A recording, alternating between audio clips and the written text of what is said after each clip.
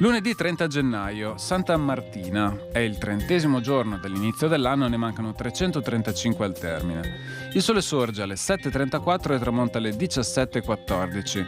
La luna si leva alle 11.50 e tramonta alle 2.34.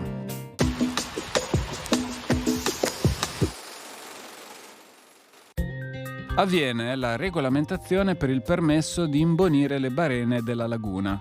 Fin dal 1546 il Collegio alle Acque aveva stabilito che niuna persona, di qual condizione esse si voglia, ordisca interrare alcun sito della laguna se non con licenza del Consiglio alle Acque e con 4/5 delle balle, né altrimenti possa il magistrato conceder licenza.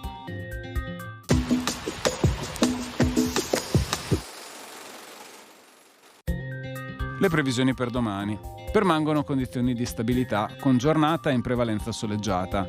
Nelle ore più fredde saranno possibili riduzioni della visibilità in pianura. Temperature minime senza notevoli variazioni, massime in aumento, stazionarie e in quota. I venti in quota permarranno da nord-ovest, tesi a tratti forti.